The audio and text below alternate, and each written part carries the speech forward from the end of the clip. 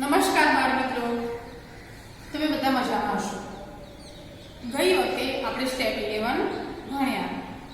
મારું નામ છે પ્રિયંકાબેન.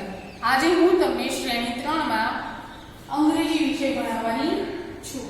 આપણે સ્ટેપ 11 ભણ્યા. હવે આપણે જોઈશું સ્ટેપ 12. આ છે, પેલું છે. This is, that is. અંગ્રેજીમાં આ છે ને ધીસ ઇઝ કહેવાય અને પેલું છે એને ધેટ ઇઝ કહેવાય. ચલો હું તમને થોડાક ઉદાહરણો બતાવું. આ ચોક છે, આ ચોક મારી પાસે છે એટલે કે ધીસ આવશે. આ ચોક છે એટલે કે ધીસ ઇઝ અ ચોક. હવે હું તમને એમ કહીશ, પેલું ડસ્ટર છે. જો ડસ્ટર પેલું ત્યાં છે, દૂર છે, એટલે હું એને પેલું બતાવીશ એટલે કે that is a duster. એટલે નજીકની વસ્તુ માટે આ વપરાય છે અને દૂરની વસ્તુ માટે પેલું. તો અંગ્રેજીમાં this એટલે આ અને that એટલે પેલું. ચલો સમજૂતી. this નજીકની વસ્તુ બતાવવા માટે અને that દૂરની વસ્તુ બતાવવા માટે વપરાય છે. એ ધીસ નજીકની વસ્તુ બતાવવા વપરાય છે, જ્યારે that દૂરની વસ્તુ બતાવવા માટે વપરાય છે. આ બુક છે. This is a book. મારી પાસે છે એટલે ધીસ ઇઝ મારી નજીક છે. પણ હવે આ દૂર હોય તો હું કહીશ પહેલી બુક છે એટલે કે ધેટ ઇઝ અ બુક. તો બાળ દોસ્તો, ચલો હવે આગળ વધતા જોઈએ. નીચેના વાક્યો વાંચો, બોલો, સમજીને લખો. વર્કશીટ 83. આ ચિત્ર શેનું છે? ગળાનું છે, બોલનું છે. ધીસ ઇઝ અ બોલ. ધીસ ઇઝ અ બોલ. જો આ નજીક છે એટલે ધીસ આવશે. ધીસ ઇઝ અ બોલ. જો આ બોલ છે, બરાબર, પણ ગળો નજીક છે. નજીક છે એટલે ધીસ આપ્યું છે, બરાબર, એટલે કે ધીસ ઇઝ અ બોલ. સેકન્ડ સેન્ટેન્સ શું? ધેટ ઇઝ અ બેટ. બીજું વાક્ય છે પેલું બેટ છે. જુઓ તમને અહીં બતાવ્યું છે આ દડો કેટલો નજીક છે જ્યારે બેટ કેટલું દૂર છે, એટલે પેલું એટલે કે ધેટ. પેલા માટે ધેટ શબ્દ વપરાય છે. That is a bat. That is a bat. ત્રીજું વાક્ય છે ધીસ ઇઝ એન એપલ. આ સફરજન નજીક છે એટલે કે આ નજીક છે એટલે કે આ ધીસ ઇઝ એન એપલ. જ્યારે અહીંયા જો ધેટ ઇઝ એન ઓરેન્જ એટલે કે પેલી નારંગી છે. આ એપલ થી સેજ દૂર છે, બરાબર, એટલે કે ધેટ ઇઝ એન ઓરેન્જ, પેલી નારંગી છે. હવે અહીંયા જો ચિત્ર જોઈ ધીસ કે ધેટ વડે કોઈ જગ્યા પૂરો. તો હવે તમને સમજાવી ગયું છે ને કે ધીસ એટલે આ અને ધેટ એટલે પેલું. This, that. આ પેલું. નજીકની વસ્તુ, દૂરની વસ્તુ. એ પ્રમાણે આપણે ખાલી જગ્યા પૂરવાની છે. પહેલી છે ખાલી જગ્યા ઇઝ અ ગર્લ. જો આ છોકરી નજીક છે. આ છોકરી કેવી છે? નજીક છે. એટલે કે આ આવશે. આને અંગ્રેજીમાં શું કહેવાય? તો this. THIS. This is a girl. આ છોકરી છે. બીજું છે ખાલી જગ્યા ઇઝ એન અમ્બ્રેલા.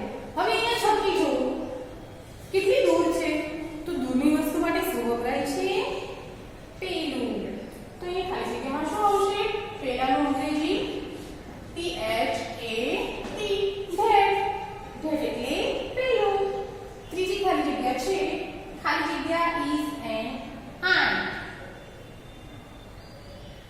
આન્ટ એટલે કીડી. એન્ટ એટલે કીડી, બરાબર છે. હવે આ કીડી નજીક છે કે દૂર છે? જો આ બની ચિત્ર દૂર છે, જ્યારે આ ચિત્ર નજીક છે એટલે કે આ આવશે. આ માટે શું વપરાશે? ધીસ. શું ચોથી ખાલી જગ્યા? ખાલી જગ્યા ઇઝ અ ફ્લેગ. ફ્લેગ નજીક છે કે દૂર છે? દૂર છે એટલે કે પેલું. તો પેલા માટે ધેટ વપરાશે. That is a flag. પેલો ધ્વજ છે. તો આ હતી ધીસ અને ધેટની અને જોઈએ કોઠા પરથી ઉદાહરણ પ્રમાણે વાક્ય બનાવો. તમને અહીંયા સરસ મજાનો ફોટો આપ્યો છે. This cat is a an hut hut એટલે ઝૂંપડી, jug જગ એટલે પાણીનો જગ, owl owl એટલે ઘુવડ, parrot parrot એટલે પોપટ, ox ox એટલે બળદ. હવે આપણે એક ઉદાહરણ પ્રમાણે વાક્ય બનાવવાનું છે જેમાં ઉદાહરણ આપવામાં આવ્યું છે this is a hut. This is a hut. આ કોષ્ટક બહુ જ મજાનું છે, તમને બહુ જ મજા આવશે. ચલો આપણે આગળ વાક્યો બનાવીએ. હટ આવી ગયું છે બરાબર, પણ તમારે એને ફરી લેવું હોય તો લઈ શકાય છે. ચલો આ ધીસ થી લીધું છે તો હવે હું ધેડ થી લઉં છું બરાબર. મારે ધેડ લેવું છે. ધેડ એટલે કે that is ધેડ પછી બીજા નંબરમાં છે is અને ત્રીજા નંબરના ખાનામાં છે a કે n. હવે મારે હટ લેવું છે તો હટમાં શું આવશે hut. e અને n સ્વર અને વ્યંજન. a e i o u જે શબ્દ a e i o થી શરૂ થાય ત્યાં આપણે n લઈશું, સ્વર લઈશું બરાબર. અને જે શબ્દ વ્યંજન હોય એને આપણે e થી લખીશું. આ હટ એ વ્યંજન છે એટલે ત્યાં એ આવશે. હવે જોઈએ ધીસ. મારે ધીસ થી વાક્ય બનાવવું છે this. ધીસ is તો આવશે ક્રિયા પર is. હવે મારે એવું છે n તો મારે સ્વર વાળું વાક્ય લેવું, સ્વર વાળો શબ્દ લેવો પડશે. તો અહીંયા કયો છે તો કે owl. owl બરાબર. owl એટલે ઘુવડ. a e i o o થી શરૂ થાય છે એટલે કે this is an owl. બરાબર છે. આગળ જોઈશું. હવે મારે ધીસ થી નહીં ધેડ થી વાક્ય બનાવવું છે તો ધેડ. મેં શબ્દ ધેડ લઈ લીધો છે. This is jug પાણીનો જગ. This is a jug. J-U-G. હવે મારે ફરી ધેડ થી જ વાક્ય બનાવવું છે. is. હવે મારે લેવું છે ox. તો ox માં શું આવશે? a આવશે કે an આવશે? an આવશે. That is an ox. This હું this થી વાક્ય બનાવીશ. This is a parrot. P-A-R-R-O-T. ચલો હટ, જગ, આઉલ, parrot ને ઓક્સ આવી ગયો. તમે એમ કહો કે અહીંયા તો હવે કોઈ વધતું જ નથી તો વાક્ય કેવી રીતે બનાવાય? એવું જરૂરી નથી. આપણે આ જ શબ્દનો ઉપયોગ ધીસ અથવા ધેડમાં કરી શકીએ છીએ. હવે મેં અહીંયા this is an owl લીધું છે એની જગ્યાએ હું ધેડ પણ કરી શકું છું. આ ઘુવડ છે એની જગ્યાએ પેલો ઘુવડ છે પણ લખી શકાય ને. તો અહીંયા લખાશે that is an owl.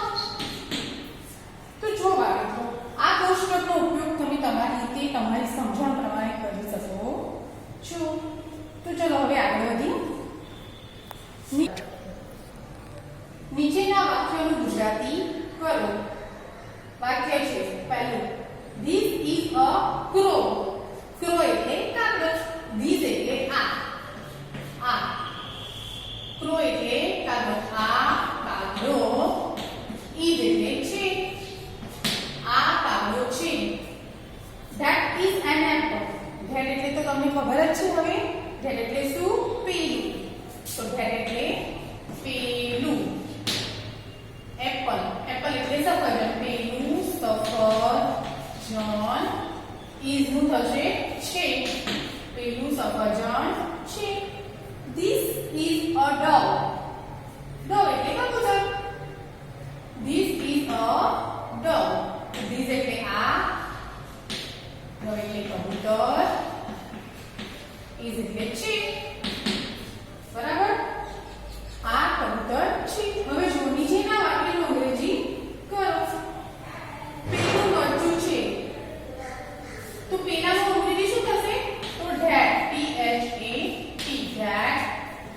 is a chili. CHLLI.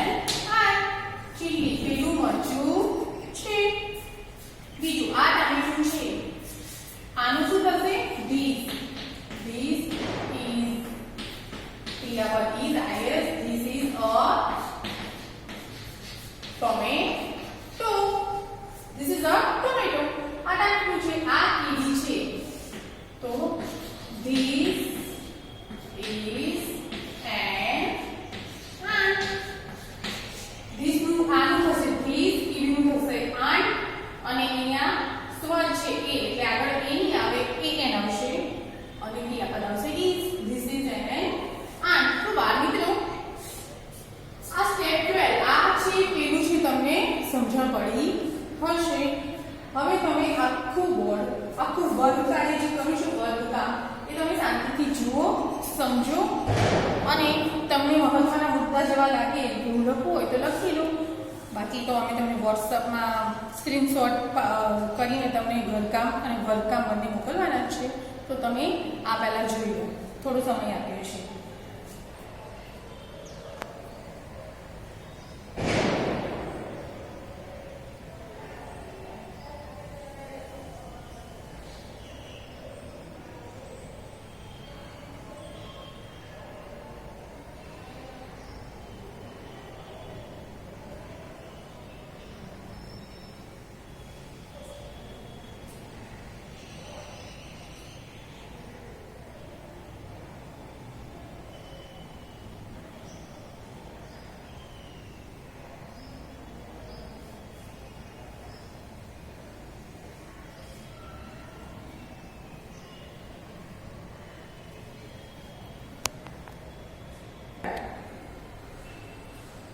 તો ચલો બાળ દોસ્તો, હું આશા રાખું છું કે તમને સ્ટેપ 12 આ છે પેલું છે એમાં ખબર પડી હશે.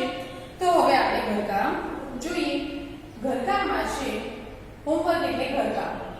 ઘરકામમાં છે નીચે આપેલા વાક્યો બોલો અને સમજીને લખો.